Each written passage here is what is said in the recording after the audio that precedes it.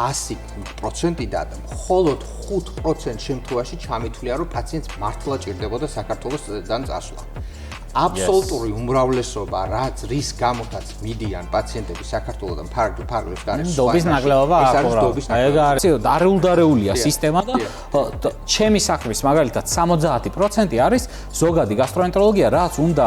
იყოს ოჯახის ექიმებთან, ანუ პაციენტის პირდაპირ პრობლემა და საჯაროდაც ვამბობ და აგერ ეხლაც გავიმეორებ, რომ არის ოჯახის ექიმის საქმე. ნორმალური პატიოსანი ჭკვიანი ოჯახის ექიმის საქმეს ვასრულებ. პაციენტები არიან დატანჯულები. აი რითია ბაღაზები და რომ იმიტომ რომ აბსოლუტური უმრავლესობა რომელიც შესახებ მე გავიგებ და ჩემთან მოდიან და მეკითხებიან სანამ რაღაცა მოვლენ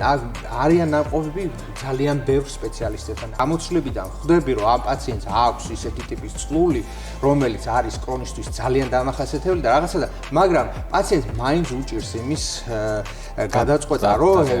ეს არის მე ვეუბნები რომ დავარქვათ ამას კრონი იყოს ეს კრონი და თუ არ აღმოჩნდა კრონი ამაზე უკეთესი რა არის დემონიზებული დიაგნოზი რა და ისეთი არა საშიშთან არის ასწირებული ძალიან დიდი სტიგმა არის ამასთან დაკავშირებული ამბულატორიულ პირობებში პრობლემა მაქვს ის რომ თუ არის ახალი წამალი სკაირიზი არის თუ ტრემფაი იქნება თუ რაც იქნება თუ არის ეს ახალი წამალი თვითონ დაზღვევა მთხოვს რომ მე მქონდეს გამოყენებული სიტყვაზე რა ქვია ადალიმუმაბი ან აზათიოპრინი ან ასე შემდეგ თუ არა და არ ფარავს ხარჯიანი სფეროა ზოგადად IBD არის ძალიან ხარჯიანი სფერო ეს საქმე უხარჯოდ ვერ კეთდება ვერსად უბრალოდ განვითარებულ ქვეყანაში ამას კერძო და სახელმწიფო საზღვაო სისტემა აგვარებს და აქ პაციენტის ჯიბე და ეს პაციენტის ჯიბე ამას ვერ წვდება გამარჯობა ეს არის დოქტორ დეტერმინისტის პოდკასტის მე-8 ეპიზოდი და დღეს გვყავს ძალიან საინტერესო სტუმარი ექიმი როგორც მოგახსენებთ როგორც იცით უკვე ჩვენ პოდკასტში ისე რა სანახევროდ არის დროები გადაანაწილებული ვსაუბრობთ როგორც ექიმების ამბებზე, აქეთა კუთხიდან, ასევე პაციენტის ამბებზეც რა. რაღაცა ბოლო რამდენიმე ჩანაწერია ისე მიეწყო, რომ სულ ექიმების კუთხიდან განახებთ რაღაცებს და დღესაც ამას გავაგრძელებ. დღეს ყავს ჩვენი ამერიკაში მოღვაწე კოლეგა ლაშა გოგოხია. ლაშა დიდი მადლობა მობრძანებისთვის. რომელთან ერთადაც ბევრ საინტერესო გასტროენტეროლოგიაში ვიტრიალებთ მოკლედ დღეს. მხოლოდ ეს იქნება ჩვენი საუბრის თემა, განსაკუთრებით კი ნაწლავების ანთებითი დაავადებები. დიდი მადლობა ლაშა მობრძანებისთვის. ლაშა მინდა რომ აი ჩვენი საუბრის დროს რაღაცნაირად ლაიტმოტივად გაყოს ჩვენ საუბარს. ცოტათი შედარებები რა, ოღონდ შედარებები იმის გამო კი არა რომ რაღაცა აი ამოსავალი მე საერთოდ არ უყურებ ზოგადად ჩვენ ცხოვრებას და ჩვენ სფეროს ისე რომ მოგეთ არ არსებობს რეცეპტები რა, უნივერსალური რეცეპტები, რომელიც ასე პირდაპირ უნდა ამოვიღოთ რაღაცებს მოვარგოთ და რაღაცები გავაკეთოთ რა. უნდა გავითვალისწინოთ განვითარებად ქვეყნებში, განვითარებული ქვეყნების საუკეთესო პრაქტიკა, მაგრამ მათი პირდაპირ გადამთავრება ხა ასე არ გამოდის და რომც გამოდის არც მჭირდება. 3 მილიონიან ქვეყანას ახლა რაღაცა რამდენიმე ასეულ 300 მილიონიანი ქვეყნის გამოცდილება ასე არც დაჭირდება, ხო? და ამაზე აი მინდა რომ დღეს რო ახლა ვილაპარაკებ ჩვენ გასტროზე, გასტრო როგორია ამერიკაში, გასტრო როგორია საქართველოში და ჩემგან დამოუკიდებლადაც იცი ეს ძალიან კარგად, იმიტომ რომ ბოლო პერიოდში თვალი მოვკარი რომ აქ ალაგ-ალაგ როცა ახერხებ ხოლმე კონსტატაციები გაქვს და ძალიან რაღაცა ჩამოსვლის დროს ვცდილობ რომ რაღაცა რამდენიმე პაციენტის კონსტატაცია მაინც გააკეთო, ვიღაცები მაინც დააკვალიან და სწორზეც დააყენო, რა ძალიან კაი საქმეა რა. უკვე რაღაცეებში აი აქაურ სიტუაციაში კარგად რაღაცეებში მაგათ ნელ-ნელა ერკვევი კონტურებში რა და როგორ. პირველ რიგში მინდა ორი სიტყვით გითხრა, აი შენი პრაქტიკა იქ როგორია? რას აკეთებ, როგორია, რის სპეციალიზა მე კი ვიცი ეს ძალიან კარგად, მაგრამ ჩვენი მაყურებლისთვის რა. დიდი მადლობა ჯავა მოწვევისთვის, ძალიან მნიშვნელოვანი თვლი რომ ამ სახის ესე ვთქვათ საგანმანათლებლო პოდკასტები იქნება თუ ვიდეო ჩანაწერები ძალიან მნიშვნელოვანია, იმიტომ რომ ქართული გასტროენტეროლოგიური საზოგადოება ძალიან არის დაინტერესებული ამ ბოლო განვითარებებით, პაციენტებიც არიან ძალიან დიდი რაოდენობით და შესაბამისად ძალიან მნიშვნელოვანია ამის მსგავს ფორმატში ამ ინფორმაციის მიწოდება და მადლობა შენ რომ ამას აკეთებ და მადლობა მოწვევისთვის. პირველ რიგში მინდა გითხრა რომ მიუხედავად იმისა რომ გასტროენტეროლოგიის პრაქტიკა საქართველოში და ამერიკაში განსხვავდება, აქაც არის რა თქმა უნდა ოდნავ დანაწევრებულად, მაგრამ აქაც არის საშუალება შესაძლებლობა მაგის რომ პაციენტებმა მიიღონ სრულფასოვანი ასე ვთქვათ care, რაც არის მართვა, რომელიც უნდა იყოს ნებისმიერი დაავადების დროს, მათ შორის ნაწლავის ანთებითი დაავადების დროს. ჩემი პრაქტიკის დაახლოებით 80% არის დათმობილი ნაწლავის ანთებითი დაავადებით მქონე პაციენტებისთვის. დაახლოებით 20% არის დამატებით ან სკრინინგი, ან ძალიან ცოტა ღვიძლი და ზოგადი გასტროენტეროლოგიით. ამ 80%-ში მე კვირაში ორჯერ ვაკეთებ ენდოსკოპიებს. საქართველოს საგანმანათლებლო ეტაიმის განსხვავებით ამერიკაში გასტროენტეროლოგი არის ენდოსკოპისტი, რომელსაც საკუთარი დიაგნოზის დასვა შეუძლია, ასევე შეუძლია ინტერვენციების წარმოება, ასევე შეუძლია მკურნალობის ჩატარება. ამიტომ ჩემ კვირაში 2 დღე სრულად მუშაობ ენდოსკოპიის ოთახში, საოპერაციო ოთახში და ვაკეთებ ენდოსკოპიებს დიაგნოსტიკისთვის, ინტერვენციისთვის და ასე შემდეგ, სურვეილენსისთვის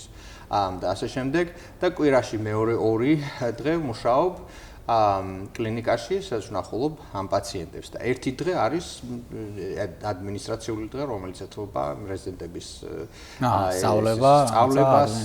საბუთები რაღაცა. კი, საბუთები და ასე შემდეგ. ოკეი. მინდა რომ აი სწავლებაზე რო ახსენე, აი ეგ მინდა ცოტა ხაზი გაუსვათ მაგ რაღაცას. ეგ ჩვენს ქვეყანაში არის ცოტათი მე რომ მიხსენებია ეგ საკითხი, ხო, ცოტათ ისეთ რა, ახალი აზრიც კი შეიძლება იყოს, რომ აი გასტროენტეროლოგი არათუ ენდოსკოპიებს აკეთებს თვითონ, არამედ ენდოსკოპიურ პროცედურებსაც აკეთებს რა თვითონ. მეც რაც მაქვს ნანახი განვითარებულ ქვეყნებში, ხო? და იქ ზღვარი ენდოსკოპისა და გასტროენტეროლოგის შორის რაღაცა ძალიან კრთალი ზღვარია, ეგ არ არის რა, მკაფიო ზღვარი გავლებული. რისი ინტერესიც გაქვს მე მაგალითად აი ინგლისში ერთ ჩასვლაზე რომ იმ ადამიანთან ვიყავი რომელიც IBD-ს აკეთებდა და IBD-ს ენდოსკოპია, IBD მკურნალობა და შემდეგ რა ვიცი პროფესორი იყო და ინტერესმა წაიღო იქით რომ მეორე ჩასვლაზე დამხვდა მარტო ენდოსკოპისტად მე პაციენტებს არიან პაციენტი რაღაცა სხვა გუნდი დატოვა IBD-ისთვის ვინც იყო მარტო ენდოსკოპიას აკეთებდა ანუ მე უკვე რისი განვითარებული ქვეყანა ხა აძლევს საშუალებას ადამიანს რომ სადაც უფრო მეტად გადაკვალიფიცირდება რაც მეტად მოეწონება რაც მეტად გამოვა იქით გააგრძელოს რო რამე მაგრამ თავიდან ხო ან თვითონ სკოპიების კეთება რაღაცა ეს გასტროენტეროლოგიის საქმეა იდეაში ეს ამისთვის არის ანუ ჩვენთან ახლა გასტროენტეროლოგის მე აი რო შევადარეთ აი გეტყვი მე რას ვაკეთებ აი ჩვენი მხრიდან რა და აი რო შევადაროთ იდეაში სტატუსი აქვს რა გვაქვს მართალი რო გითხრა წესიერ არ ვიცი იმიტომ რომ აქ სადგადის ზღვარი ოჯახის ექიმსა და გასტროენტეროლოგს შორის მართლა არ ვიცი რა აი რო ახსენე რომ პაციენტები ბევრია და შემდეგო პაციენტები ბევრი იმიტომ კი არ არის მარტო რომ გასტროენტეროლოგი ჭირდებათ არამედ რომ სისტემაა მოუწყობელი და ოჯახის ექიმი არ აყავთ თორე გასტროენტეროლოგიის ყველაზე დიდი ნაწილი რაც არის ზოგადი გასტროენტეროლოგია ეს არის და ამაშიც შევთანხმდებით ოჯახის ექიმის სამართავი ოჯახის ექიმს უნდა ქონდეს კარგად გაწერილი პროტოკოლები რომელსაც უნდა აკონტროლებდეს რეგულატორი და ალბათ ეს ამერიკაში ასე ხდება ხო რომ გასტროენტეროლოგთან appointments არ ნიშნავს არავინ ახლა რაღაცა თუნდაც პირველად დადგენილი ჰელიკობაქტერიასთან ასოცირებული წყლულის შემთხვევაში რაღაცა გაურთულებელი გასტროეზოფაგური რეფლუქსის სამართავად ღვიძლის ხიმოვანი დაავადებისთვის რომელიც არ არის არც ციროზი აქვს პაციენტზე არ ძიმე დაზიანება და არც სხვა რაიმე ისეთი რთული ეტიოლოგია ამისთვის ეს ხო სწორად ვამბობთ ამას რომ აი ძირითადი მასა რაც არის გასტრო პაციენტების რა რის გამოც მაგალითად პაციენტებთან ანუ რიგი იმდენად სწრაფად ივსება ჩემი რომ აი რაღაცა 3 თვეში უკვე ვაჩერებთ რა ჩაწერებს და ასე ფიზიკურად აღარ ვეღარ 5 თვის მერე ხო არ დაიბარე სექტემბერში რო რეკავს ადამიანს მაისში რო დაიბარო ეგ სწორი არ იქნება და ძალიან მალე ივსება და ეს ივსება იმიტომ კი არა რომ რაღაცა ჩემ თავს დიდი წარმოდგენება აქვს იმიტომ რომ აი პაციენტი დარეულდარეულია სისტემა და ჩემი საქმის მაგალითად 70% არის ზოგადი გასტროენტეროლოგია რაც უნდა იყოს ოჯახის ექიმებთან ანუ პაციენტისთვის პირდაპირ პრობლემა და საჯაროდაც ვამბობ და აგერ ეხლაც გავიმეორებ რომ არის ოჯახის ექიმის საქმე ნორმალური პატიოსანი ჭკვიანი ოჯახის ექიმის საქმეს ვასრულებ აი ეს 30%-ია საინტერესო იმ 30%-ში შედის IBD ნაწლავების ანთებითი დაავადებები რომლებიც ყავს და შედის ჰეპატოლოგია ცალკე არა ზოგადი ჰეპატოლოგია რა ავტოიმუნური ჰეპატიტები და რთული დაავადებები რა რომელიც ნუ ოჯახის ექიმმა არ უნდა მართოს იდეაში და შედის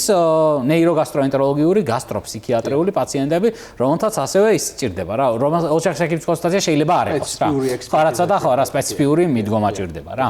ეს არის აი ნამდვილი გასტროენტეროლოგია. შენ ხეხა რო ჩამოხვედი აქ მაინტერესებს შენი აი შთაბეჭდილება რა. აი ხო გაქვს აქ მიღებები რო გაქვს და აი ხედავ რა პაციენტებიც ხა მას დაალაგებულად აქ პაციენტი არ მოგივა ხო როგორც ამერიკაში იქ ლისტი გაქვს წინას არიცი ვისელოდები. აქ არიცი ვისელოდები. აი რომ მოდის რაღაცა ძალიან ესეთი რა აჭრილი სიარო გაქვს პაციენტების. აი რას ფიქრობ ეგ როგორ შეიძლება დაალაგდეს ეგ ამბავი როგორ შეიძლება გამოასწოროთ ეგ რა აი 3 თვე არ მელოდოს პაციენტი გაურთულებელი შეკრულობით რომ high fiber დიეტა ურჩიო რომელიც არც საიდუმლო არ არის არც რამე განსაკუთრებული არ არის და რომლის რჩევა ოჯახის ექიმსაც თანაბარი წარმატებით შეუძლია და მივიდეს ოჯახის ექიმთან და იმან ურჩიოს რა ოღონდ იცოდეს რომ აი სწორად აი რაში შეიძლება იყოს მაგ პრობლემა და როგორ გესახება მანდ გამოსავალი კი ჩემს გამოცვლებს მე რასაც ვაკეთებ ყოველდღიურად მაგას მოგვიყვები და მე მაქედან იმას ვქნა. მოკლედ, როდესაც პაციენტის უნდა ჩემთან აპოინტმენტის გაკეთება, რეკავს ჩემს ოფისში და ჩემს ოფისში ჩემი ასისტენტი ეკითხება თქვენ რა გაწუხებთ. პაციენტს თუ აქვს IBD-ის დიაგნოზი, მხოლოდ მაგ შემთხვევაში ხდება მაგ პაციენტის აპოინტმენტის დანიშნვა ჩემს განრიგზე. თუ პაციენტს არ აქვს დადასტურებული ნაწლავის ანთებითი დაავადება, მაშინ ჩემი ასისტენტი ითხოვს წინა სახის რაიმე კვლევებს თუ არსებობს, რომ ჩემმა advanced practice professor, რომელიც არის უფრო მაღალ დონეზე ვიდრე ექთანი, მაგრამ არ არის physician's assistant ფაქტობრივად. ასისტენტს სამეცნიერო განათლება აქვს, ოღონდ ექთნის დონეზე. ხო, ეგ ვინც აი განიხილავს ამას და არის თუ არა ეჭვი იმაზე, რა ქვია, რომ იყოს ეს ნაწლავის ანთებითი დაავადება. თუ არის ეჭვი, ეს პაციენტი ინიშნება თქვენ და ან თუ არის რაღაცა კვლევები ჩატარებული, ეს კვლევებს ითხოვს ეს ისა და ნუ რაღაცა ერთი დღის მერე გადახედავს და მერე ამ პაციენტს ენიშნება აპოინტმენტი ჩემთან და მერე ჩვენ ვახდენთ ამის დიაგნოზი. ან ჩახლართული ანუ კონსულტაციამდე კონსულტაციას გადის რა, ამაზე გამოდის რა. აი სიტყვაზე რო დაარეკო და მინდა რომ იმის კუჭი წყურის გამოლაშა გოხიეს და მივიდა აპოინტმენტზე, ვერ დანიშნა მაგ აპოინტმენტზე. ესე არ ხდება. ეს არის სუბსპეციალიზაცია, მე ვარ გასტროენტეროლოგიის სუბსპეციალისტი, მიუხედავად იმისა, რომ ნახულობ ზოგადი გასტროენტეროლოგიის პრობლემებით, აი სიტყვაზე თუ რაღაცა IBS-ის პაციენტს გამო და რაღაცა ან სიტყვაზე მოვიდა პაციენტი, რომელსაც IBD არ აღმოაჩნდა, მაგრამ დავაყარე მაგასთან ურთიერთობა პაციენტის და ექიმისთან, ნუ ეხლა მე აღარ მინდა რომ იმის გულმის რო გაწავიდეს იმაზე, იმიტომ რომ მაგას მეც მიხედავ. ამ სიტუაციაში გააგრძელებ, მაგრამ ახალი პაციენტის აპოინტმენტის დანიშნვა ხდება ეგრე ჩემთან. მეორე რაც ძალიან მნიშვნელოვანია და ნუ არ ვიცი რომ ჩემი ოცნებაა, ასე ვთქვათ და ვიცი რომ ესეც შენ ძალიან გინდა ის რომ ეს ოჯახის ექიმმა და ეს რა ქვია თერაპევტებმა იმასკენ რა შეითავსონ ეს აი მაგ და გავჩერდეთ აი როგორ წარმოგიდგენ შენ საქართველოში მაგ მიმართულებით მე და შენ შეგვიძლია კონკრეტულად პიროვნულად ვიმუშაოთ მაგ თემას და აი შენ როგორ წარმოგიდგენ მე გეტყვი პატარა გამოცდილება თქვენია მაგ კუთხით და აი რა პრობლემებს ავაწყდი მე გეტყვი რა ხო იმიტომ რომ ცოტა რომ იმას ვქნა იმიტომ რომ ეს ამ ზოგადი გასტროენტეროლოგიის პრობლემები არის ადვილად სამართავი არ ჭირდება კონკრეტული 3 და 4 წლიანი ფელოშიპი და დამატებითი განათლება იმის ჰელიკობაქტერის მკურნალობას ეს არის გაწერილი პროტოკოლი რომელიც ყველამ შეიძლება დანიშნოს. თუ სიტყვაზე არ პირველ იმაზე რაუნდზე არ მოხდა ჰელიკობაქტერიის ერადიკაცია, მაშინ კი ბატონო, ეს პაციენტი უნდა მოვიდეს ჩემთან ან ზოგად გასტროენტეროლოგთან, რომელიც გააკეთებს იქ ბიოპსიას მეორეჯერ, გააგზავნის ანტიბიოტიკურ მზრობელობას, ასე შემდეგ და ასე შემდეგ, რაც არის სპეციფიურ პირველი ეტაპი უნდა გააკეთოს და ეს კეთდება, ეს აუცილებლად კეთდება. არ უნდა მოდიოდეს სიტყვაზე ჩვეულებრივი, რა ქვია, ყაბზობის, შეკუჭის შეკრულობის ისა დიეტა რო შეიძლება ხილი და მოსწრებული ჭამა. რასაც ბებიამისი ურჩევს პაციენტს, ის უნდა ურჩიოს ექიმს ზუსტად რა. მირალაქსის დანიშნვას და იმის რა ქვია მგას. რა რაღაცა მაკროგოლის და მაკროგოლის რაღაცის დანიშნვას არ ჭირდება გასტროენტეროლოგია ასე შემდეგ. ეხლა როგორ შეიძლება ამის გაწყვეტა? შენი აზრით რა უშლის მან გეტყვი მე აი მაგდონეზე თუ იცი აქაური კონტექსტი მაინტერესებს აი რა უშლის ის აი რატო ანუ რაოდენობრივად მოდი ვთქვათ რომ არ არის ახლა პაციენტი 3 მილიონიანი ქვეყანა ვარ და ექიმია მე მგონი რაღაცა 1000-ობით 1000 მე მგონი რა ასე იბითი ლიცენზიით და მოგეთ კადრების დეფიციტი მაგ კუთხით არ აქვს აი შენი აზრით რა შეიძლება იყოს პრობლემა რა ამის არანაირად კადრების დეფიციტი და თერაპევტის ასე ვთქვათ ან შინაგანი მედიცინის სპეციალისტების ისა არის მხოლოდ რაღაცა წნევის მართვაზე გადასული რეალურად სხვა რაღაცა დიდი რაღაცის შესაძლებლობა ამ სფეროს არ აქვს არა და თავისუფლად შეიძლება ამ სფეროს დაკავება, ამ ნიშის დაკავება თერაპევტების მიერ და ასევე ადგილების გამოთავისუფლება გასტროენტეროლოგების მიერ, როდესაც ნამდვილად სჭირდება ეს გასტროენტეროლოგიურისა. აი რითი გაკეთდება ეგ იქნება ალბათ უფრო განათლებაზე ხელშეწყობა რაღაცა კონფერენციების გაკეთება ან რაღაცა ის რა ქვია GME კურსების ისა სავალდებულო მე ვარ მომხრე ყოველთვის რაღაცა სავალდებულო რაღაცას იმიტომ რომ როდესაც არის რაღაცა optional კურსები ამერიკაში მცხოვრები ადამიანისგან რა არა როდესაც არის optional კურსები მე ვიძახი ქართული გავმიჯნოთ ისა ეს იმედია ეხლა უხეშად არ გამომივა ეს მაგრამ ყოველ შემთხვევაში გავიმიჯნოთ რომ როდესაც არის რაღაცა მანდატორი კურსები რომელიც აუცილებლად უნდა გაიაროს პაციენტმა და ეს არის ეს დამკვიდრებული პრაქტიკა ეს პირველად მე არ ვამბობ რა ვიღაცამ უნდა შეაგროვოს რაღაცა CME კურსი რომ რაღაცა იმას შეინარჩუნოს აი ამ კურსებს და იმ ხალხს რომელიც ამას განაგებს უნდა ჩავდოთ ეს ზოგადი გასტროენტეროლოგიური ისინი აქ რომ იმის ნაცვლად რომ ვიღაცა მოусმინოს სიტყვას რაღაცა მე მილიონი არტერიული ჰიპერტენზიის მართვას მოდი რა ერთი ის იყოს ჰელიკობაქტერის მკურნალობა ან იყოს რაღაცა ყაბზობის მკურნალობა და ასე შემდეგ. მანდ მე მქონია გამოცდილება ერთ-ერთი კერძო საზღვაო კომპანიის ოჯახის ექიმებთან სწავლების ჩატარების რა. ავიღე ძირითადი თემები იყო 4 თუ 5 თემა general gastrodან გერდი, ჰელიკო, გაცხიმოვნება და ამ შემდეგ. და ძალიან საინტერესო ის ქონდა რა, და workshop-ის ფორმატი იყო რა. არ იყო ესე მოხსენება, ცივი, იყო ერთი 4-5 საათი გრძელდება და პრეტესტი, პოსტესტი და ამ შემდეგ და გეტყვი ხა რა პრობლემებს წავაწყდი. პირველი პრობლემა ის რომ როცა ვლაპარაკობდი ოჯახის ექიმებთან რა, რომლებიც ძალიან მოტივირებულები იყვნენ და ეს მათში შემინიშნავს არაერთხელ რა, ძალიან მართლა იცოდნას მოწყურებულები არიან, იმიტომ რომ სამწუხაროდ აი პრეზენტაციები, CME აკრედიტირებული თუ არა აკრედიტირებული მოხსენებები ხშირ შემთხვევაში იმდენად გარყვნილად კომერციულია რომ ანუ აი ცოდნას ვერ იღებს ადამიანი და სულელი არ არის რა ადამიანი არც ოჯახის ექიმი და არც არავინ რომ ეხლა რო ეპატიჟები სადღაც და რო ხდება თვითონ რა ეხლა რაღაცა საჭმელად ეპატიჟები და იმისთვის რომ დარბაზი შეივსოს ეგ თვითონ ძალიან წინ ხოლმე და აი მართლა გულით რო აწვდი ინფორმაციას ამას მოწყურებულები არიან რა მით უმეტეს ქართულ ენაზე რო აწვდი ინფორმაციას რა ბევრ შეიძლება ინგლისური ისე კარგად მათთვის ხელმისაწვდომი არ იყოს რა და ერთი თავარი პრობლემას რაც წავაწყდი იყო რომ ნდობის ნაკლებობა რა და ავტორიტეტის ნაკლებობა. აი პირდაპირ უთხარს რომ აი მეთქი აუყურე აი ჰელიკობაქტერის მკურნალობა ხო გაწერილია ხო ამას არ ნიშნავს ჯაბას არ ხუა და ვიღაც ეს ასე უნდა ჯაბას არ ხუა უნდა გადაწყვიტოს როდის როგორ გატესტოს და დანიშნოს თუ არა მკურნალობა მაგრამ თუ დავნიშნავ ეხა იქ მოდი ის მეტროინდაზოლით მაგივრად რაღაცა ჩავსვა და რაღაცა ის ამოვაგდო და რაღაცები ეგ ზღაპარია მეთქი ხო რა ანუ ეგ რაღაცა ეგ ხო რა ეგ არ შეიძლება მეთქი აქ არის დოზები გაწერილი გაქვს ესე ამით უნდა იმას რა ცოდოა პაციენტი რატო არ აძლევ ისეთ მკურნალობას რითიც მილიონობით ადამიანი იკურნება ხო სოფლიოში ეს ხო ჩვენ არ მოგვიგონია და ჩემი პრაქტიკაზე ხო არ არის ეს დაფუძნებული მილიონობით ადამიანის კარგ შედეგზე რა რომელთა 90%-იც იკურნება სწორი მკურნალობით რატომ და უყურეო პაციენტი რომ მოდისო ჩემთანო ხო მეუბნებოდნენ ოჯახის ექიმები და ძირითადად იმდენად შელახული აქვს სახელი ამ ინსტიტუტს რა სამწუხაროდ ჩემ და სამწუხაროდ და ეგ უნდა ვიზრუნოთ ყველა ჩვენ ქვეყანაში აი სპეციალისტები ვისაც ქვიათ იმათაც უნდა იზრუნონ რომ პირიქით ეს ინსტიტუტი გააძლიერონ რა და მათ ავტორიტეტი გაუმყარონ იმიტომ რომ მოდისო და რომ ვუნიშნავ სიტყვა ძალიან კარგად ვიცი ეს ჰელიკოს მკურნალობა სიტყვაზე როგორაა და დოზებით როგორ დანიშნო მაგრამ უყურეო ის მიდისო ჩემგანო გასტროენტეროლოგთან რა სპეციალისტთან ექსპერტთან რა ბჭყალებში ამ გასტროენტეროლოგი უნიშნავს არასწორ მკურნალობას რაღაც სიპროფოქსაცინს უნიშნავს სიტყვაზე იმაში რა ჰელიკოს მკურნალობის ბაზა და მეც არაფერს და ეუბნება რომ ესაა ჰელიკოს მკურნალობა ეხა ოჯახის ექიმს ძალიან დიდი ძალა ჭირდება რომ ეს დაუკორექტდეს მეთქი აი რატო უფინანსებ თქვა ბოლოს ხო ფულზე მისგავს იმას რაც უნდა ექსპერტმა ის დაუნიშნოს თუნდა თავისი გამოგონილი წამალი დაუნიშნოს არ დაუფინანსო ეხა არასწორი მკურნალობა იმიტომ რომ არასწორია სადაზღვევოს ხო უნდა კონდეს რაღაცა პროტოკოლი რომ ამას ვაფინანსებ ამას არ ვაფინანსებ ჰელიკოს მკურნალობას თუ ვაფინანსებ ეს ნიშნავს რომ ამ მკურნალობებს ვაფინანსებ ეხა რაღაცა მოვიგონე მე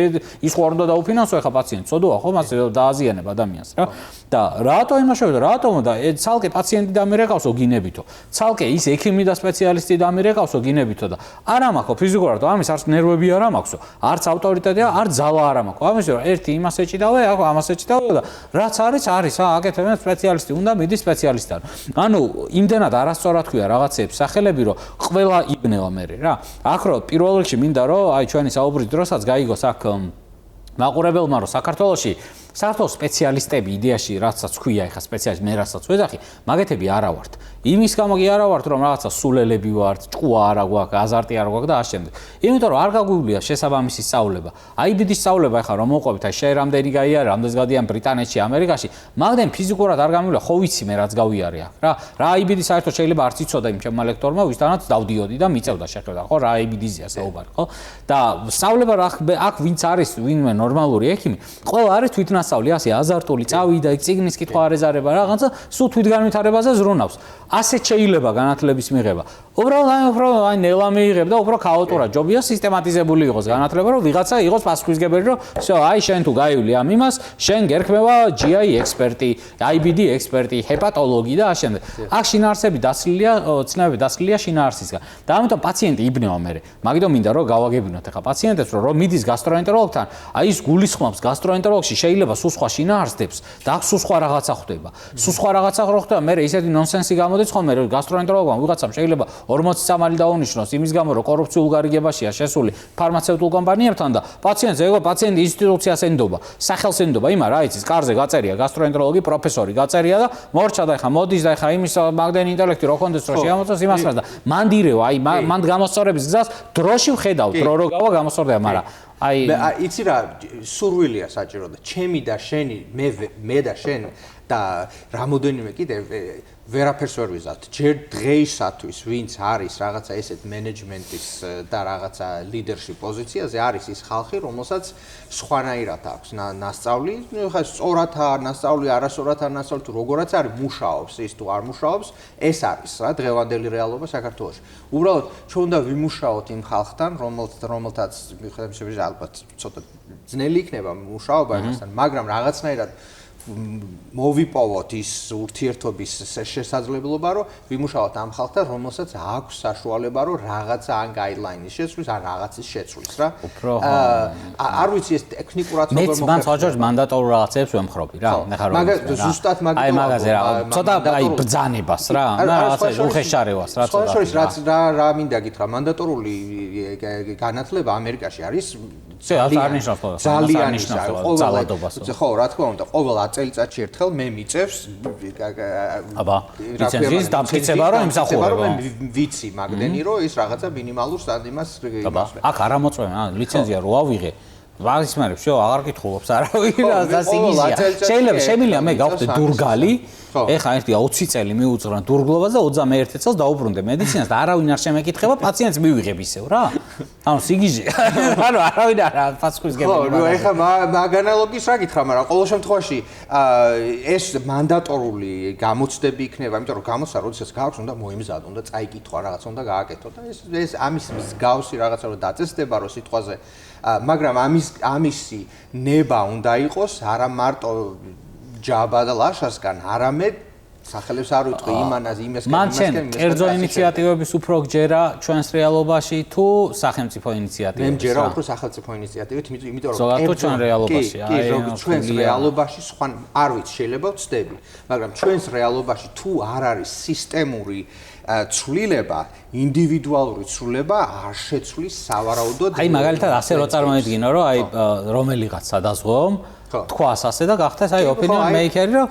მე მინდა რომ ჩემი ოჯახის ექიმები დავატრენინგო, ამისთვის აგერ ლაშას მიმართავ თუ ჯავ თუ ვისაც დავიქირავ მოგე ტრენერებს და მინდა მიზანი მაქვს რომ general ეს 5 რაღაცა ნოზოლოგია თუ 20 ნოზოლოგია დარჩეს ჩემთან.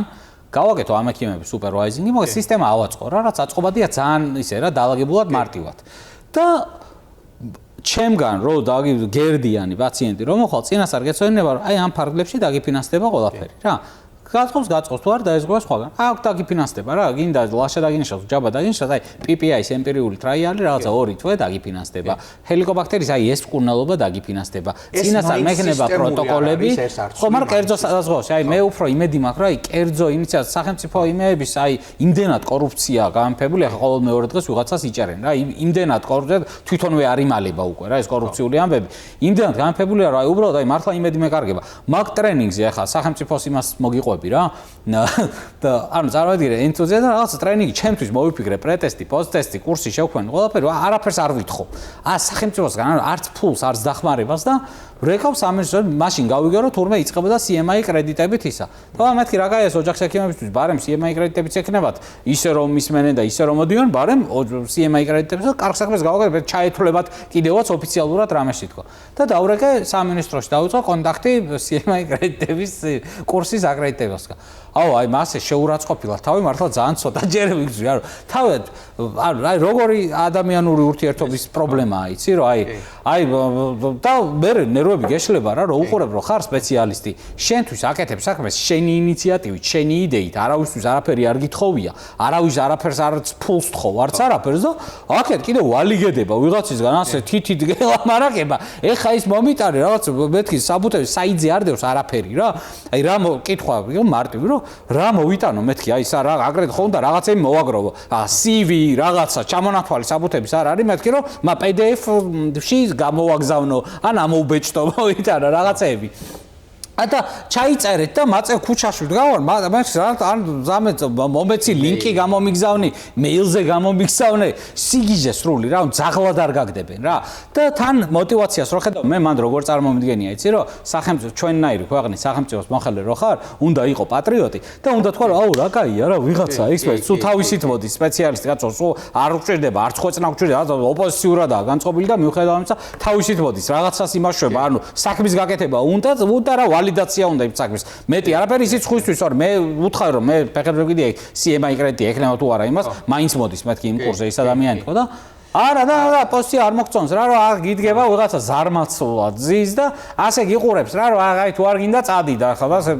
ქვეყნის საქმე ვერ კეთდება ამაზე და მაგიტომ არ მაქვს იმედი მე რა სახელმწიფო ინიციატივის რა შენი ეს ინიციატივა ანუ იდეა რა რომ რაღაცა კერძო დაზღვე კომპანია მე ვთვლი რომ ძალიან რეალური და ძალიან ისახე მე ამ თემაზე ამის ეს არის ძალიან შორს იმისგან რასაც მე რუტინულად ყოველდღე ვაკეთებ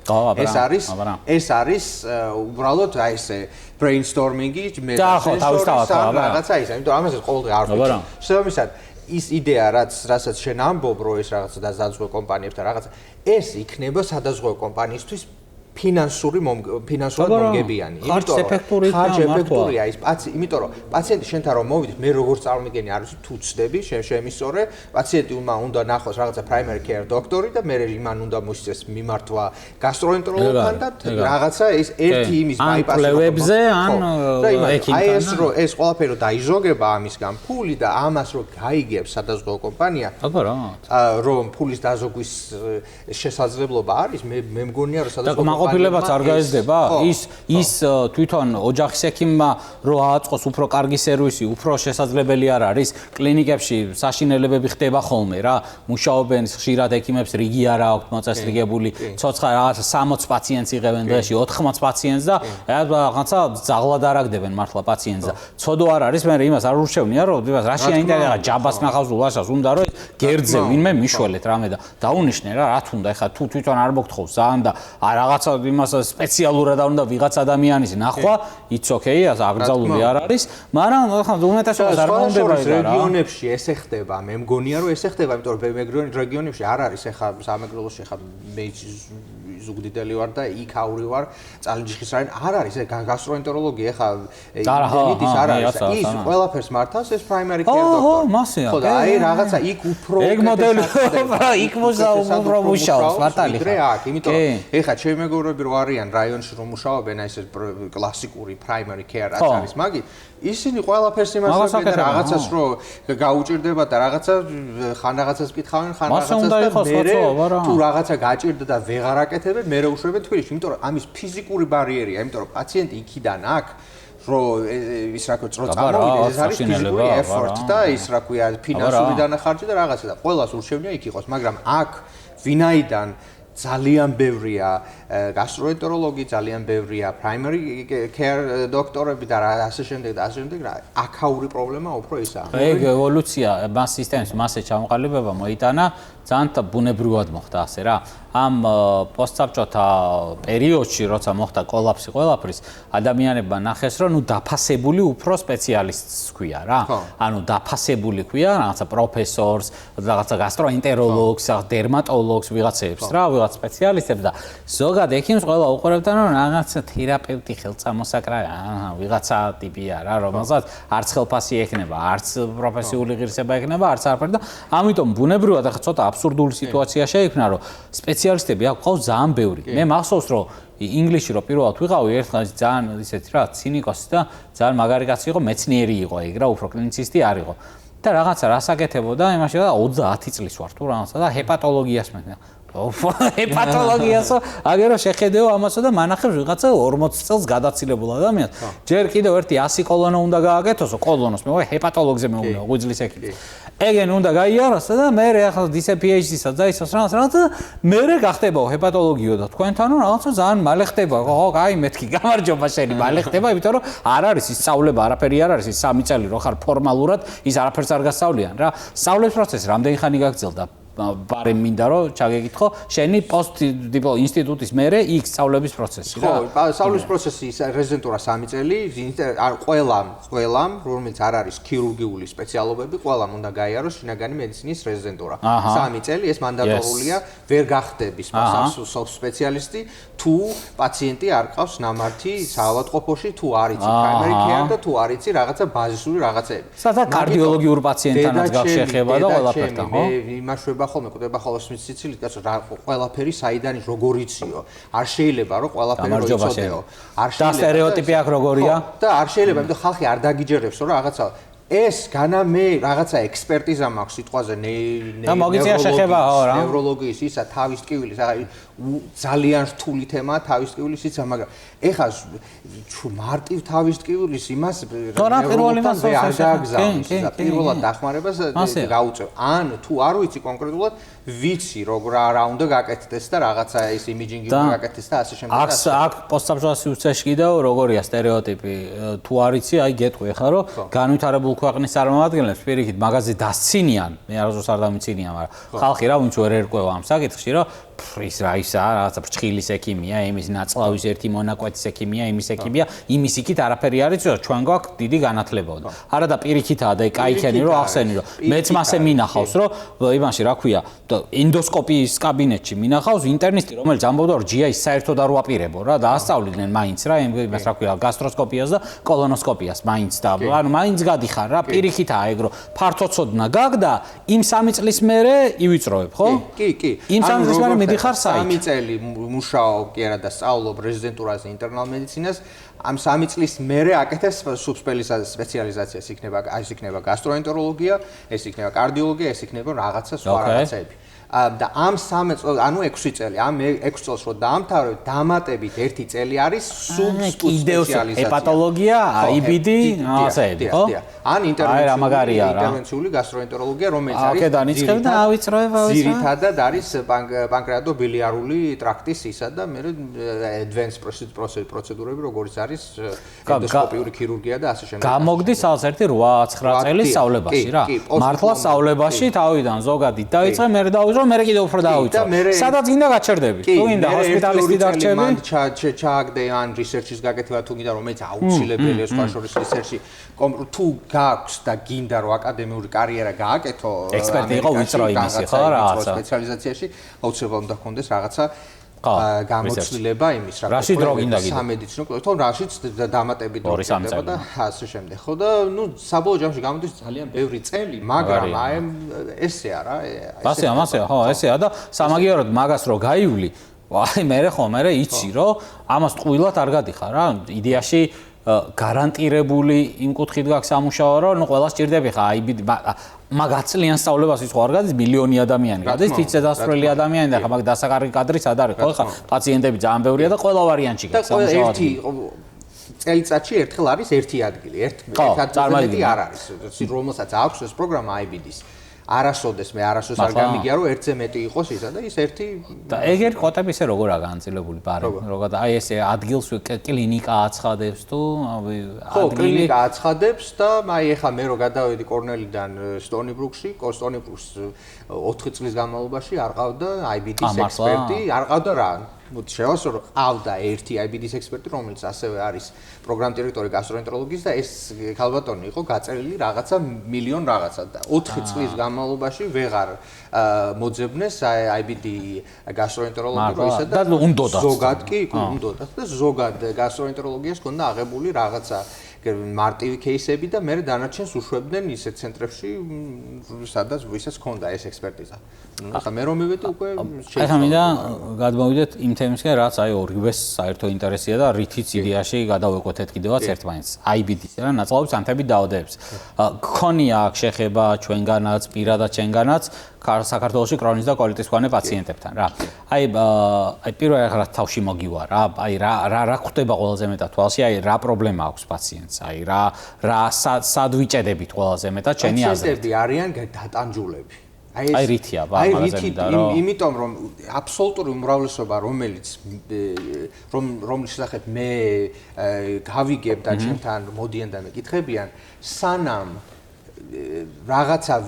მოვლენ არიან ნამყოფები ძალიან ბევრ სპეციალისტებთან, არიან ნამყოფი თურქეთში, არიან ნამყოფი იმაში. მე ხან პაციენტს ეკარგება ის რა ქვია მაგას ნდობის გრძნობა და წმენა რომ მიხედავთ იმისა რომ თურქეთში დაესვა ეს კრონის დიაგნოზი და რაღაცა იქ დაუნიშნეს სტეროიდი სიტყვაზე და რაღაცა ეტაპზე იყო რემისია და ნუ ეხა განვიკურნა და აღარ მინდა იმის რა ქვია მაგას ამ ინფლიქსიმაბის მიღება და რაღაცა მე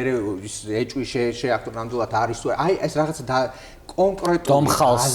ეხლა როგორ არის დომხალი რა რომ ანუ სისტემობა რა ვისენდონ ასე არიციან ერთადერთი რასაც მე ვთვლი რომ ძალიან დიდი მნიშვნელობა აქვს არის პირდაპირ ჩამოყალიბებული დიაგნოზის დასვა. არ შეიძლება პაციენტს მიეწოდოს, იცი რა, ეს შეიძლება იყოს კრონი. აი კონკრეტულად გეუბნები გულში ნახე პაციენტი, რომელსაც ნუ აშკარად კრონი აქვს. ეხლა ნუ ყველანაირად როცა აშკარად აქვს, ხო თორე ეხლა კითხვები ისე არ გაიგოს, ვიმეორებ რომ კითხვები შეიძლება არ არსებობდეს, შეიძლება თქვა თუ დარჩა იქიმს IBD-ს არის დიაგნოზი. მაგრამ ნუ ეხლა იმას უხშირეს შემთხვევაში, არ აქვს ნუ ენტეროგრაფია არ აქვს აკეთებული, სიტყვაზე არ ვიცი ტერმინალური ილეუმში სანამდე არის გავრცელებული რაღაცა მოკლედ რა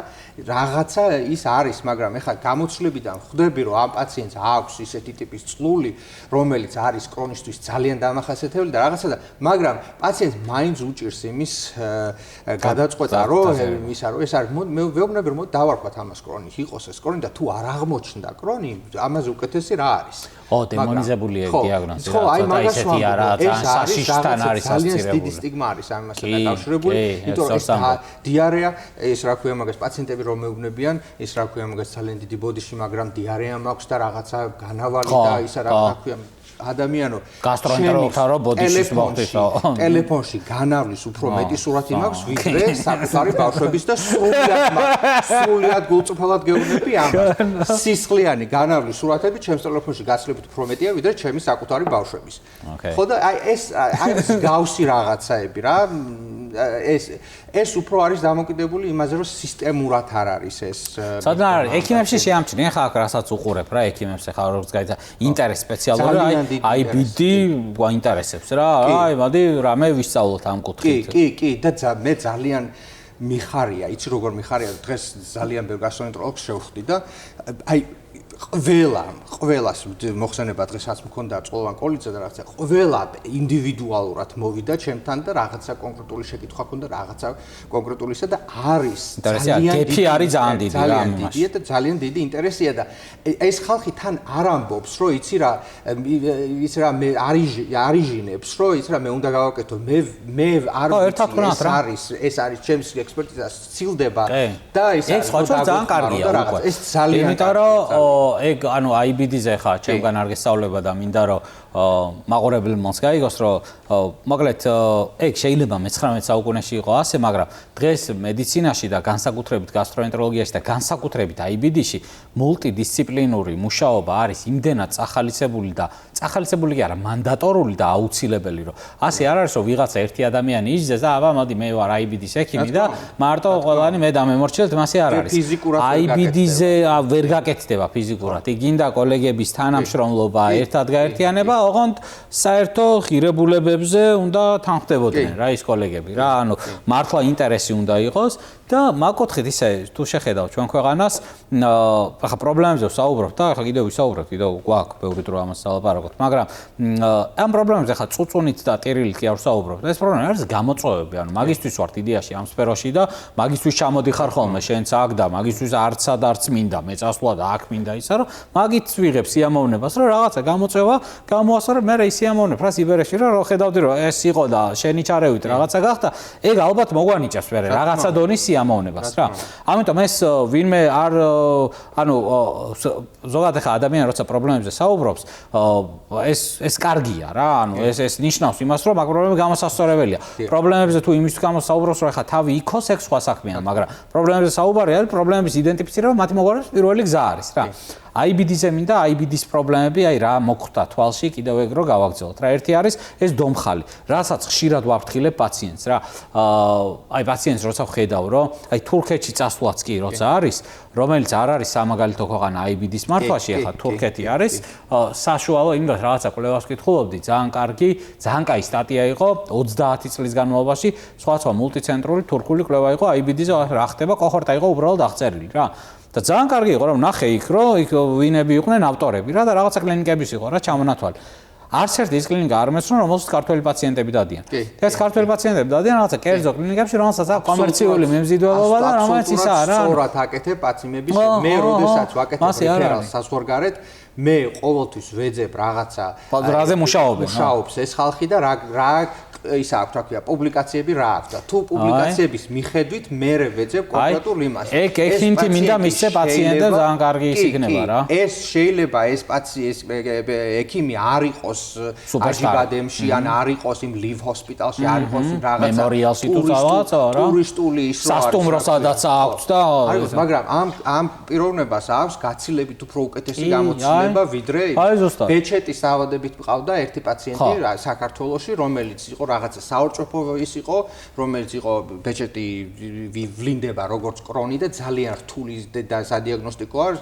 იმისთვის რომ რომელი ბეჩეტია ეს თუ ნამდვილად კრონია თუ რა სხვა რაღაცა ბეჩეტის სოფლიოში ყველაზე უკეთესი ექსპერტები არიან თურქები. ეს უკვე ცნობილი ფაქტია. მაგრამ ეხლა შეიძლება ჩვეულებრივმა რევმატოლოგმა, რომელიც ბეჩეტის დაავადებას იმას, ჩვეულებრივმა რევმატოლოგმა იცოდეს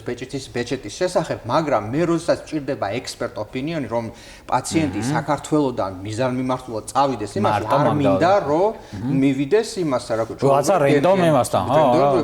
რევმატოლოგთან. რომ ამაზე უკეთესი ეგ არის. ამიტომ ვეძებ ხოლმე მოვძებნე ისეთი ტიპი, რომელიც NYU-ში იყო, ნიუ-იორკის უნივერსიტეტში არის და ეს ტიპი რაღაცა part-time მუშაობს სტამბოლის უნივერსიტეტში რაღაცა და არ მუშაობს ეს კაცი, იმიტომ ამ კაცს ძალიან დიდი ის პრაქტიკა აქვს ნიუ-იორკში და არ ჭირდება ამ რაღაცა კომერციულ და ტურისტულ კლინიკებში სასტუმროში იმუშაოს და მუშაობს ეს სამედიცინო იმაში უნივერსიტეტის რომელიღაცა კლინიკაში რომელიც ვიზუალურად შეიძლება სულ არ იყოს მაგათი მიმზიდველი. ეგ არ დახვდეს რაღაცა ლამაზი გოგოები რაღაცა მდივნად და რაღაცა ანუ ეგ მინდა რომ პაციენტმა იცოდეს რა რომ ლამაზ კლინიკაში მისვლა არ ნიშნავს რომ ექსპერტთან მქონდა რა კონსულტაცია. კი, ზუსტად ეგრეა გერმანიაშიც იგივენაირად ვიმაშვები. მაგრამ ერთი ნაბიჯს უკან დავიხევ. მხოლოდ დაახლოებით 100%-დან მხოლოდ 5% შემთხვევაში ჩამithვლია რომ პაციენტს მართლა ჭირდებოდა საქართველოსდან წასვლა. აბსოლუტური უმრავლესობა რაც რის გამოთაც მიდიან პაციენტები საქართველოსდან ფარგლებს გარეთ დობის ნაკლებობა ეგ არის გამარჯობა მან ფაქტებით აი 100%-ით რა ძალიან კარგი ექსპერტები ყველა სფეროში რა ფაქტებით ოღონდ მან როცა ვამბობ რომ ცოტა შევარბილებთ უბრალოდ ჩვენს ნათქვამს ექსპერტები ანუ ექსპერტები ჩვენი ქვეყნის აი 3 მილიონიანი ქვეყნისთვის მოკლედ აი ძალიან ვიწრო ექსპერტი საჭიროება არც არის აქ ჭირდება ჭკვიანი პატიოსანი, აზარტული ექიმების არსებობა რა. რომლებიც სულ არ შეიძლება არ გადიოდნენ იმ 10 წლიან სწავლებას რა, პოსტდიპლომურს რაც არის. მაგრამ რასაც გადიან, ეგეც საკმარისია, იმიტომ რომ მაგალითად 350 მილიონიან ქვეყანაში ხო უფრო დიდი შანსია რომ შეხვდეს ისეთი პაციენტების პოპულაცია, რომელსაც ეს კურნაობა არ მოერგება, ეს არ მოერგება, ეს გართულებული, რომელსაც ძალიან special care ჭირდება რა. საქართველოში ამის ალბათობა ხო ნაკლებია, 3 მილიონი ვართ ხო? აქ ჭკვიანი აზარტული ტიპების ანაბარაც კი გადაიტანს პაციენტების 95% თავის დაავადებას კარგად მართავს და აი ვიღაცა თითო ოროლას მართლა დაჭირდება ძალიან სპეციალური მართლა აი ბეხჩეთის იმაზე რომ ამბობდი ვიღაცა ისეთი ექიმი ნახავ ვინც აი მარტო ერთ დაავადებაზე მუშაობს და მეტი სხვა საქმე არ აქვს და სხვას არაფერს არ აკეთებს რა იქნება მაგეთი აქაც შეხვდა მაგრამ ძალიან ცოტა სუბეუბნებ მაგას პაციენტს რომ ძალიან მოხარული ვიქნებოდი რომ აი ჩვენ სფეროში აი ნაწლავების ანთები დაავადების დროს აი ინფლიქსიმაბი ანტი-TNF-ი ასეთი ჯგუფი წამლების კონვენციური თერაპია პრენიზოლონი მესალაზინები აზატიოპრინი იმის იქით პირველი თაობის ბიოლოჯიკები ანტი-TNF-ი და აი და როგორ გავაგზა არც წავიდე რა იმის იქით აი ანტი-TNF-ი და იქ მაინც რომ მქონდეს ხელმცა on მქონდეს იმას არ ქვია რასაც სამწუხაროდ პაციენტები აკეთებენ დღეს პაციენტების არა პაციენტი ახლა თუ უყურებს ამას ხო მინდა რომ აი კარგად განუმარტო და აი მინდა რომ მე შენც გავუკეთო პარალელი აი როგორ მკურნალობ იქ პაციენტს რომ საშინელ გზას გადიან რა. წამას როცა ვურნიშნავ ინფლიქსიმაბს თუ ადალიმუმაბს, ხო? ნუ აი საშინელი გზაა. კერძო დაზღვევა ან დაუფინანსებს ან არა. ან დაუფინანსებს ძალიან ცოტა პროცენტით. გააჩნია ვის როგორი დაზღვევა აქვს. ვისაც დაზღვევა რა აქვს, თავისით უნდა იყიდოს. თავისით უნდა იყიდოს ინდუქციური ფაზა მკურნალობით ჯდება რამდენიმე 1000 ლარი დაჯდება. შემანარჩუნებელი ფაზაც ასევე ხარჯია. უფრო ნაკლები, მაგრამ მაინც ხარჯია. პლუს ტესტირება. პლუს იცი რომ ეს როდესაც მკურნალობა ეფექტს კარგავს, კიდევ უფრო მეტი ტესტია საჭირო. ნივთიერების დონის და ანტისხეულების კვლევა. ბევრი სხვა კვლევა, ინვაზიური პროცედურები, ლაბორატორიული კვლევები, ხარჯიანი სფეროა ზოგადად IBD არის ძალიან ხარჯიანი სფერო. ეს საქმე უხარჯოდ ვერ კეთდება ვერსად. უბრალოდ განვითარებულ ქვეყანაში ამას კერძო და სახელმწიფო საზღვაო სისტემა აგვარებს და აქ პაციენტის ჯიბე. და ეს პაციენტის ჯიბე ამას ვერ წვდება. და ამას ვამბობდი რომ დავამთავრო რომ ეს ანტი-TNF-ი და აი კონვენციური თერაპია და ანტი-TNF-ი მაინც რომ მქონდეს, რაც გულისხმობს იმას რომ შვიდად დაუნიშნო რა, უიცოდე რომ ხა შენ ადალიმუმაბი მიდიხარ სადმე ყიდულობ იხდი ლარს რა მორჩა მეც არაფერს ძალიან ბედნიერი ვიქნებ პაციენტის მაგით ჩათვალე ვინც ნეივ პაციენტების რომლებიც არ არიან ნამართები აქამდე ვისთან იმპროვიზაციებია ჩატარებული იმათი მართვა მე რთულია უკვე რა მაგრამ ვინც ახლა თუნდაც მძიმე პაციენტი მაგრამ ახალი არა გაფუჭებული ასე ვთქვათ ექიმების რაღაცა მიზანტროპული იმპროვიზაციებით რა მაგეთ პაციენტების ძალიან დიდ ნაწილს მართავთ აქაც კი საქართველოში ძალიან კარგად და რაზე ვიძახი ხა ეს ანტი-TNF-ი მაინც რომ მქონდეს თქო რომ ვიძახი გულისხმობ იმას რაც იყო განვითარებულ სამყაროში 20-25 წლის წინ ეს ვინმე არ იფიქროს ეგ რომ რამეს ვნატრობ ისეც რაც აგერ ამერიკაში გუშინ და გუშინ წინ დაიწყეთ რა ამას ვნატრობ 2000-იანების შუა წელში და აქედან მოყოლებული რაც იყო როცა ინფლიქსია მე მგონი 2005-ის მერე დარეგისტრირდა თუ რაღაცა მაგ პერიოდიდან გამოიყენება რა 2000-იანების მეორე ნახევრიდან და ეგეც საკმარისი იქნება საქართველოსთვის რა დაალაგებულად თუ მართლა მაგით ძალიან ბევრი პაციენტი გეყოლება ბევრი წელი ჯანმრთელად. და ამასობაში დროგადის კიდო პატენტები გამოდის, ბიოსიმილარისები გამოდის, რაღაცა წამლების შემდგომი წამლების უკვე რაც მოდის, იმათი ფასიც გაიაფრეთ. მინდა რომ აი პაციენტის და ექიმის დასანახადაც აი ძალიან ისე რა გლეხურად მინდა შევადაროთ აი ამერიკაში რა პრობლემებზე აი მე აქ მაგალითად მაგ პრობლემებზე მეფიქრებ და შენც აქ როცა ხარ რა კაია რომ ეგ გამოცდილებას გაქვს აქაური პაციენტების მართვა აი სულ ეს ფული ძალიან გძაბავს რა რომ ფული აბა რას იღე ანუ რეალურად აქ პაციენტი მარჩევინებს მკურნალობას მე კი ვერ უნიშნავ რომ აი მოდი აბას გინიშნავ ხო რას უნიშნავ რა არავინ თუ არ უფინანსებს დაუნიშნე და იყავი ხო ისე რა აზრია ხო და აქ პაციენტი გისაზღვრავს ტერიტორიას სადაც და იმოძრავა და ამერიკაში როგორ ხო, ამერიკაში არის ეხა პრობლემები მსგავსი წამლის დაფინანსების ამერიკაშიც არის და ძალიან მწვავედ არის ეს პრობლემები. და გეტყვი ხა რაც შემოვიდა ბიოსიმილარები ბიოსიმილარების შემოსვლის შემდეგ და ასევე რაც მოდი ზოგადად იმას ვიტყვი რომ IBD-ის წამლების ბუმია ბოლო 5 წლის განმავლობაში. უამრავი წამლები და ახალი ჯგუფის წამლები, ამ თითოეული ჯგუფიდან ახალი წამლები, ამისა და ძალიან ბევრი წამლები შემოვიდა. დღეს, როდესაც სიტყვაზე 15 წლის ქონდა მარტო ინფლიქსიმაბი და ადალიმუმაბი, დღეს გვაქვს სიტყვაზე 12 სხვადასხვა პრეპარატი, რომელიც შეგვიძლია კონკრეტული დაავადების ფენოტიპის დროს მართოთ. მაგრამ პრობლემა რა არის? როდესაც არის წამალი ახალი გამოსული და პატენტის ირგვლივ არის, მაშინ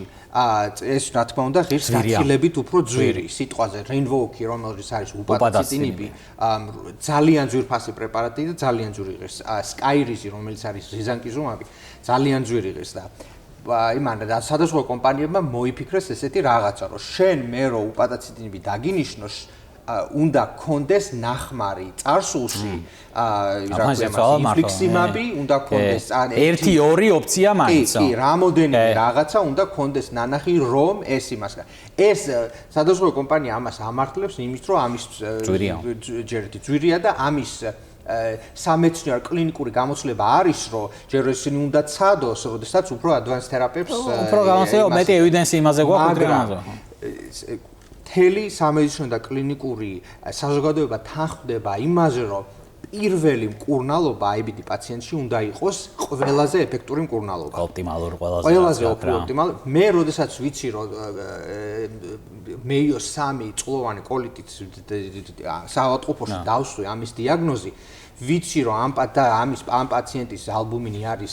1.2 ვიცი რომ ინფლიქსიმაბზე მაგას არანაირი ის არ ექნება მიხდი და უფრო ახალი ოფცია და უფრო ახალი სადამდე გახიქ თავს აი მენიუში რა გაქვს აი ეგ მაინტერესებს რომ აი მარტო მე არაფერი არ მაქვს მაგეთ პაციენტი რომ მოდის აი აქვს საშინელი კონსულტაცია მაგ კუთხით რა რომ აი უნდა დავიწყოთ ეს და აი ანტი-TNF-ი აი ის არის რა ანტი-TNF-ი რა აი იქ როგორ აი რა გიდევს მაგიდასე რომ აი რა თუ შეიძლება საავადმყოფოში აი დავუშვათ გინდა რომ აი ვედოლიზუმაბი დაუნიშნო რა ამას ანუ გაქვს ეს ოფცია საავადმყოფოში ბილინგი ანუ ფინანსური ანგარიშწორება პაციენტის ყოფნის ხდება სხვანაირად ნუ რაღაცა ყოველ რაღაცა წამლებს და შპრიცებს და იმას ტაბლეტებს არ ითვლიან იქ რაღაცა დაავადების მიხედვით იხდიან სიტყვაზე ნოზოლოგიაზეა რაღაცა ფული რაღაცა $30000 რომელიც არის სიტყვაზე ერთი კვირის დროს და ამ $35000 ფარგლებში შენ გაქვს კონკრეტული წამლები. ყველა საავადმყოფოს თითქმის და თუ ამ საავადმყოფოს აქვს IBD ცენტრი, სადაც ჩვენ გვაქვს, აქვს მინიმუმ ინფლიქსიმაბი და მინიმუმ რინვოუკი იმისთვის, რა ქვია მაგას, საავადმყოფოში გამოყენებისთვის. იმიტომ რომ ამ პრეპარატების თანხა არ აღემატება იმას, რომ ის პაციენტი ეს წამალი რო არ მისწე, ის მეორეჯერ რო დაბრუნდეს, მესამეჯერ რო დაბრუნდეს, უფრო ხარჯებებული ეს კონდეს, ვიდრე არ კონდეს. ვიდრე არ კონდეს და არ მისწე პაციენტს ეს ისა. ამიტომ სტანდარტულად ინფლიქსიმაბი და რინვოუკი ყველას აქვს. და ეს იცი წინასწარ ხო, ბოდიში, აი შენ როგორც ექიმი მაინტერესებს, რაღაცა ოფერი რო გაქვს საავადმყოფო, ბოდი ჩემთან იმუშავე, ხო? იქ ყველა საავადმყოფოს სხვადასხვა შესაძლებლობებია. კი, სტანდარტულად ეს ორი პრეპარატი ყველას აქვს, მაგრამ ზოგიერთ საავადმყოფოს, მაგალითად, ჩვენ სტონიბურგში ახლა სადაც გადავიდი, არა გვაქვს სიტყვაზე სტელარა. კი, არა ფორმულარი არ არის, ანუ საავადმყოფოში არ არის ხელმისაწვდომი. პაციენტი უნდა გაწერო და შეგიძლია გაწერის მერე პირველ დღესვე და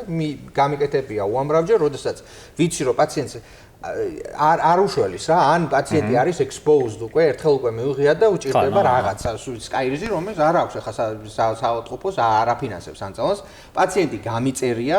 სტეროიდის რაღაცა ცეატო დაიწყო რაღაცა გამიწერია და მეორე დღესვე მომიწყვია პაციენტისთვის ის რომ სტელარას ინფუზია მიიღო იმაში ინფუზია ამბულატორიულად როდესაც ამბულატორიულად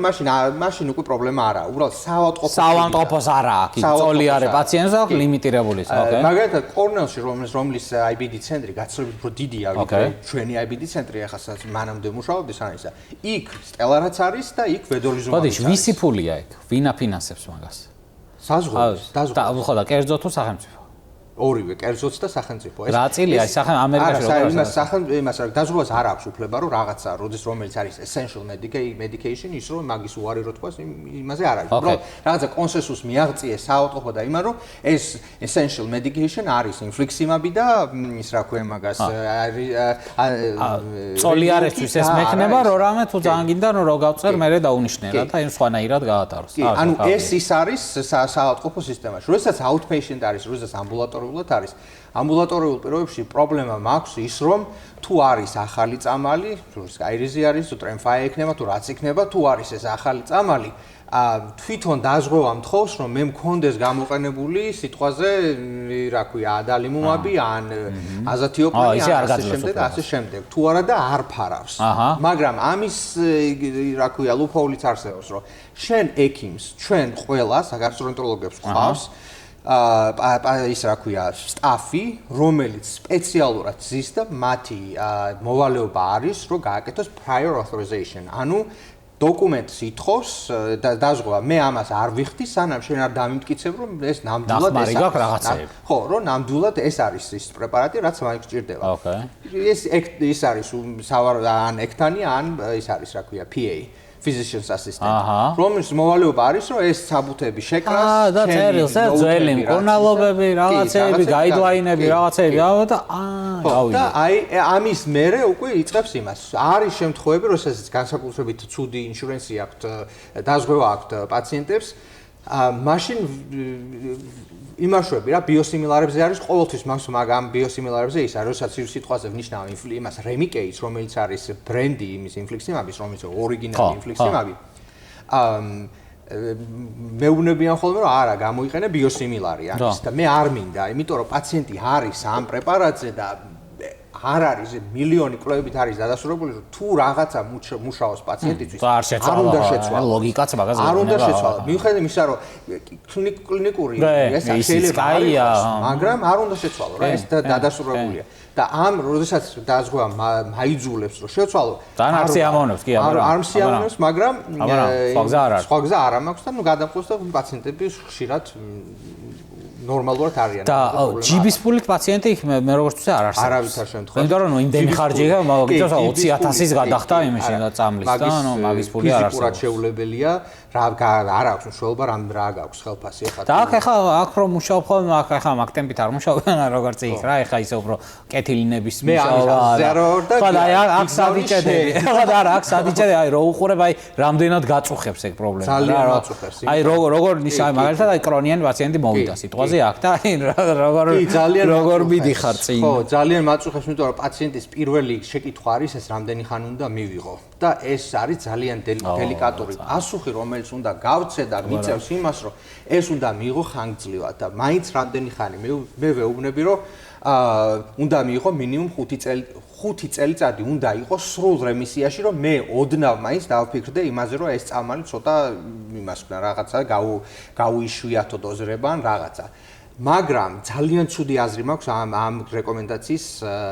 უკან და ეს აზრი არის ის რომ სტატისტიკურად მე ვიცი რომ 5 წელზე მეტს ერთი წამალი ხშირად არ მოქმედებს. მე პირდაპირ ვეუბნებ პაციენტს ამას რომ ანუ მთელი ცხოვრება ინფლიქსიაზე რა მაგეთ პაციენტი არ არის ხარ რა არ არსებობს რომ მთელი ცხოვრება ერთ წამალზე იყოს რა. ისეაც ზაკარგავს ეფექტს მაგრამ მან როგორ უნდა შეხედოს პაციენტმა თავის დაავადებას ისე რომ რაღაცა ცხოვრებისეული ციკლია ჩვენი მიზანი არის რომ არ დაჭირდეს ოპერაცია არ დაჭირდეს ამოჭრა არ დაჭირდეს არ ქონდეს გართულებები არ ქონდეს სტაციონარიზაცია ცხოვრების ხარისხი იყოს კარგი ფერტილობა შენარჩუნდეს ანუ ნორმალური ადამიანური ცხოვრებით იცხოვრო წამლების ფონზე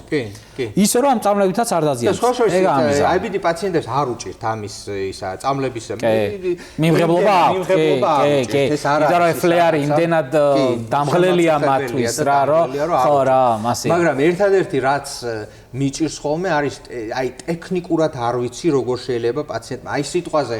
მირჩევნია რომ როდესაც არის კრონის ფლეარი მე მირჩევნია პაციენტმა მიიღოს ბუდესონიდი ვიდრე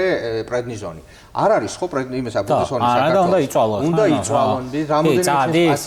საცალო აფთიაქში ანიღე რა ჩემმა ერთმა კოლეგამ გუშინ ტელეფონის ნომერი მომცა ვიღაც ქალბატონის რომელიც მაგაშიც ხო რა მაგრამ მანდაც უყურე როცა სისტემა კორუფციული ახლა მანდაც უკვე შენს ნდობას უფრთხილდები რომ პაციენტმა არ დაკარგო შენ ნდობა რომ ვიღაცას ახლა რაღაცა იმაში არ ჩაერთო ძალიან ზედმეტ რაღაცეებში რა რაც ხო რა შეიძლება ნდობას აფუჭებდეს ეგ სხვა გზა არ არის სხვა გზა არ ამას ამას სხვა გზა არის მიიღო სადაც გინდა შენ თუ გინდა წადი თურქეთში და თუ ვინმე ყავს მეგო ამხანა რაღაცა ოჯახის წევრი თურქეთში აყედინე და მოიტანა და ბევრი პაციენტი მე რას ვაკეთებ იცი რომ ამ IBD-ის community ნელ-ნელა იკვრება ჯერ Facebook-ის ჯგუფის დონეზე მაგრამ აი დღეს მქონდა ლაპარაკი ერთ-ერთ ლიდერთან ამ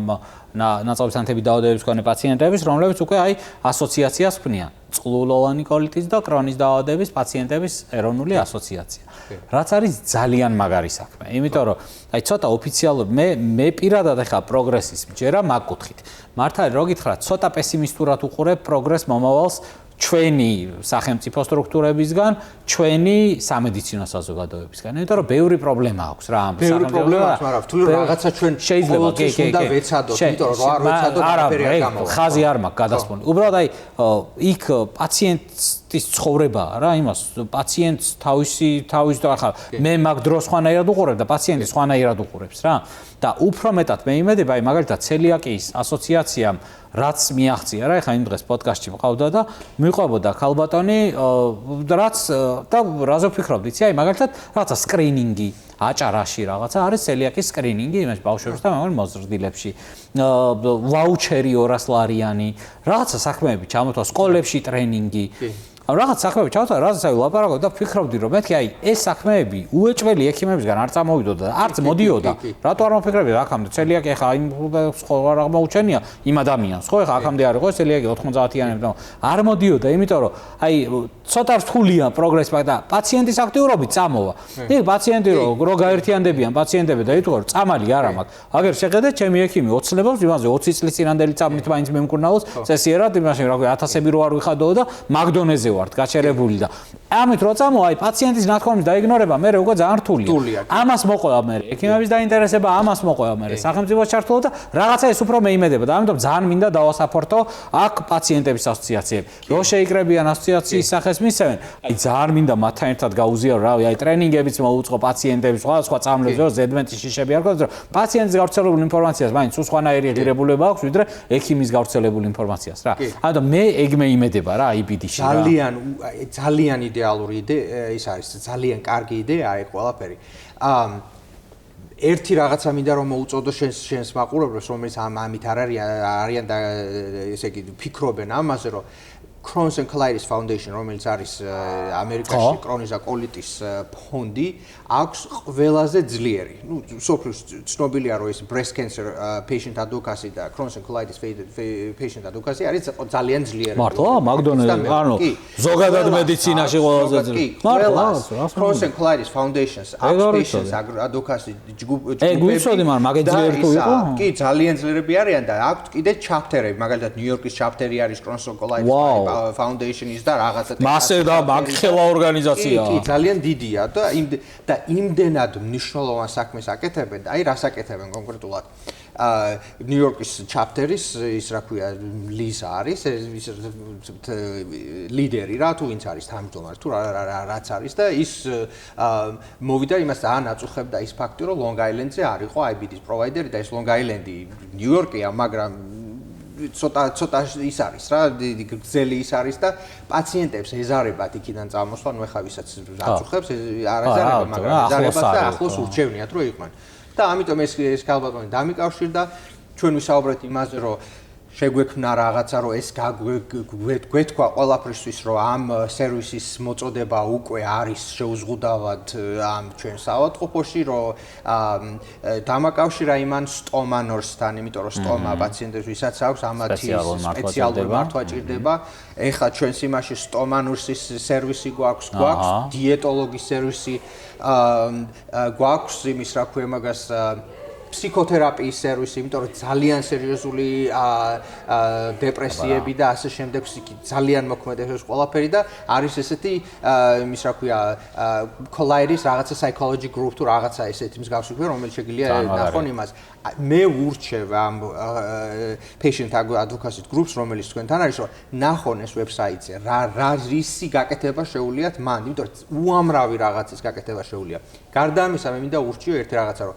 DDW რაც არის Digestive Diseases Week ან ის რა ქვია ევროპის ეკვივალენტი UG ხო აქ მარტო მედიცინა კი არ ხდება ამ იმაზე აქ არ ხდება მარტო მეცნიერება აქ ძალიან ძლიერი patient advocacy ჯგუფები იმაშვებიან და იქ იკრებიან და ერთმანეთს უზიარებენ აზრს ის გაკეთება შეიძლება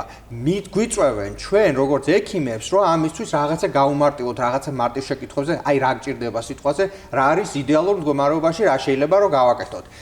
მე უთხარი რომ მე არ მყავს სტომანორს მოვიდა ბოლო 2 კვირის განმავლობაში მოვიდა 3 წყლოვანი კოლიტის პაციენტი რომელსაც აქვს ის რა ქვია სტომა ამ სტომაზე ლიქიჯი ქონდა ის რა ქვია ის ვერაცადა და რაღაცა